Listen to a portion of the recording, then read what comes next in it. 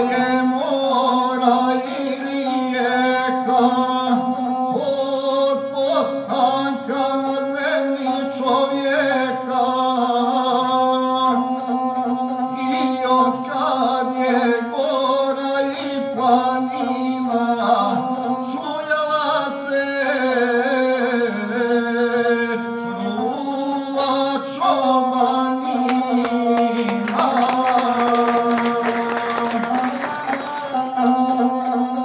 A i Crna Gora sa Balkana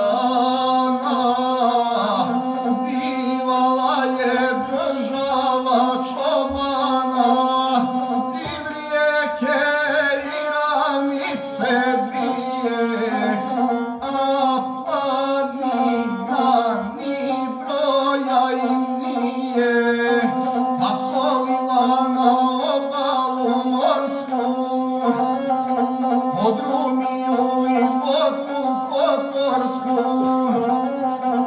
A kad tu ne bi prebrojio Maločenu, da sam se rodio pa da gledam sa vrha Lovćena Crnu Goru i staništa njena.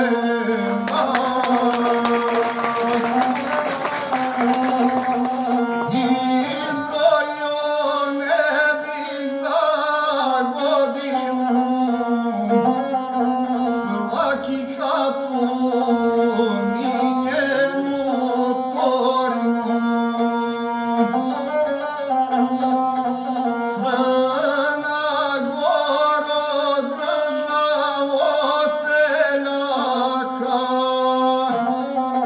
poštenijeg ljudi i junaka, sloboda je tvoja sakovana, handžarima junaka čobana, a cijela istorija tvoja od kosovskog do kosovskog boja, od Vidovog do Vidovog dana, čobanskom